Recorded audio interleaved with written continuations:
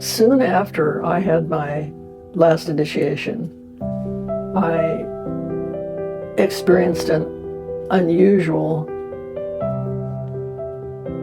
happening. It was a very, very stormy night.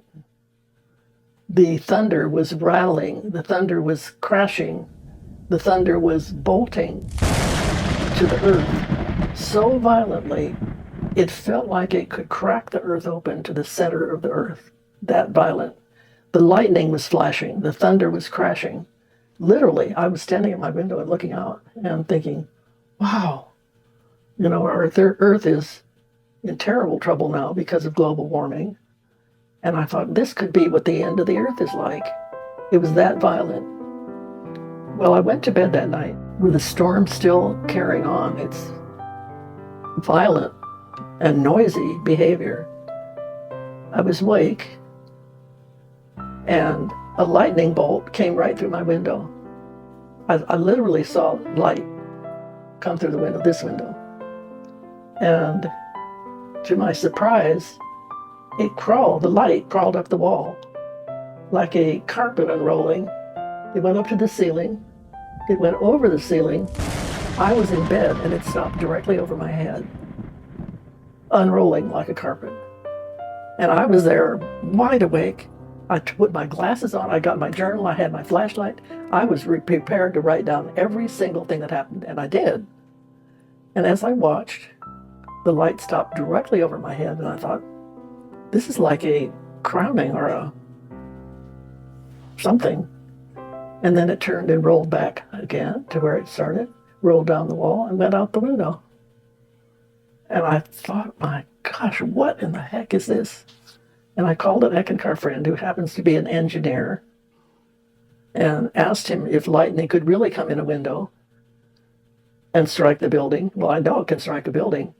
He said, Nancy, if it had actually struck your building, it would have damaged the building and probably caught it on fire. So the next morning I went out and looked. There was no sign of smoke, no sign of any cracking, no sign of anything. Maybe it was in the second phone call. He said, Nancy, you're enlightening all of us.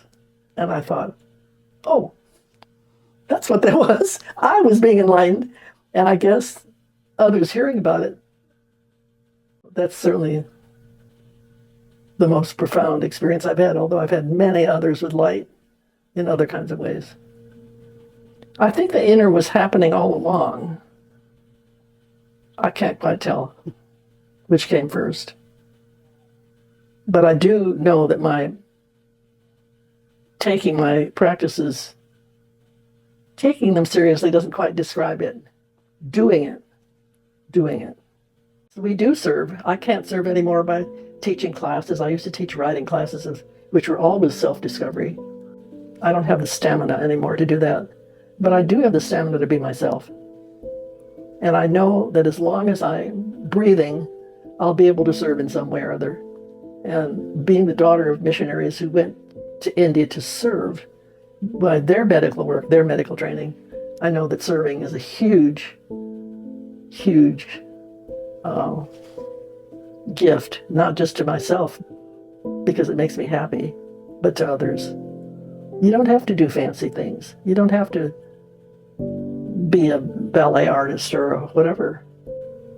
If you like to sing, sing. If you like to dance, dance. If you like to walk on walks and watch the birds, which I do that. Listen to them, watch them, pay attention, see what they're doing.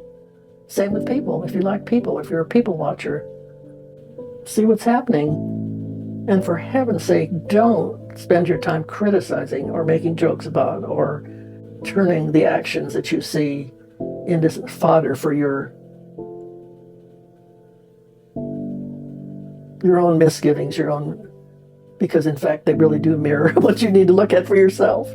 Yeah, so that's one really huge thing. If you see something that really gets your attention, go ahead and pay attention, see what's happening. Then reverse the mirror and look at it and say, I wonder if there's anything like me in that. And you'll give yourself an enormous gift when you learn you can answer that. Encourage them to be whatever they're good at and minimize what their challenges are, because they are challenges, and of course they're seen as difficulties, but That's another thing that I learned from Eckankar. If one can see life as a challenge that one can learn from, rather than, oh my God, look what happened to me. You know, that goes nowhere except down in a ditch. Karma is what we set for our goals in life, even before we're born. And how that can be, I don't have the answer yet. I just know there's a part of us that isn't our physical body. And for some reason, that part is wise enough to know where we are not developed yet, not knowing much about it, maybe knowing nothing about it. But somehow or other, when we come into life, we put ourselves in situations that are often really tough. And if we can get the perspective that we're going to learn something, we will learn. But if we think, oh my God, look what happened to me, which is how I saw things. When I left India, and I thought I'd lost everything. I just felt like I'd lost everything. Well, it wasn't lost. It was in me, but just so uncovered yet. So go for it. Go for what you're interested in. Go for what you're curious about, or even what you were bored to death with. You can learn it that way too. I love the interwovenness, whether it's in a family or in a community, like here where I live, for example. We are mainly in our 80s, 90s, and 100s. And many, many people are past being able to care. They're not mentally ill. They're old. They're tired. But they're completely and totally uninspired. So let something inspire you. It could be a book. It could be an author. It could be a loved one. It could be the trees, the birds. Caring for something. It could be a enterprise. It could be a vocation. It could be another person. So loving and caring to me definitely go together. I think sometimes one searches for the quote love of your life, and that person may or may not know how to do that. But I think if you search for what you really love, just put what you've been learning into language for the man on the street. And I thought, that's it. If you don't talk the language of whoever you're talking to, they're not going to hear you.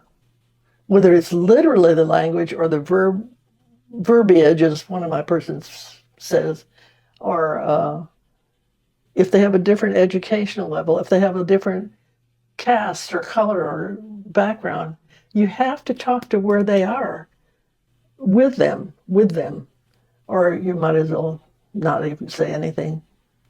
I always trying to find out what made them happy at a time.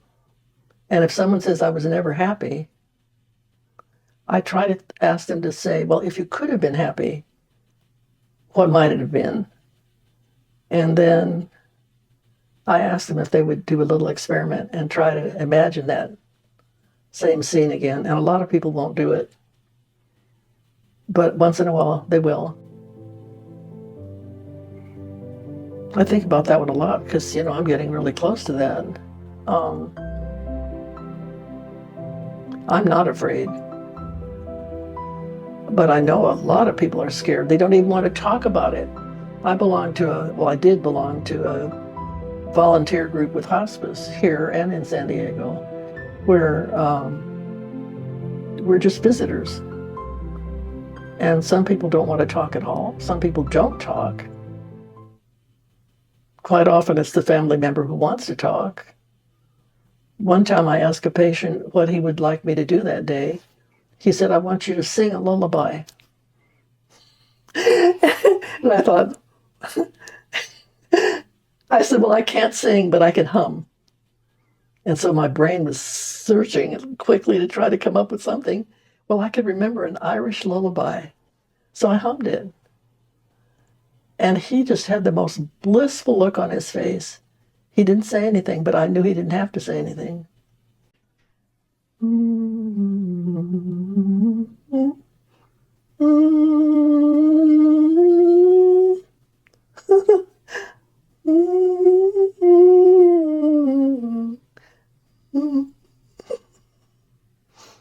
It's making me cry.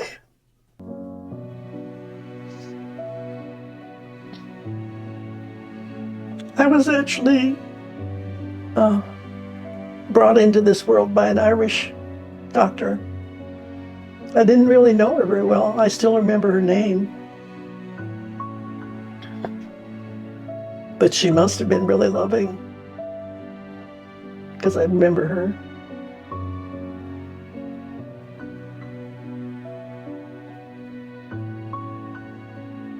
Yeah.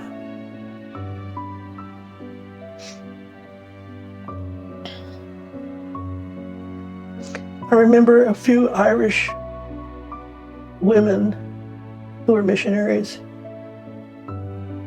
They never did any kind of bombastic preaching, which is what I so objected to. And I can't really remember a whole lot more, just the feeling.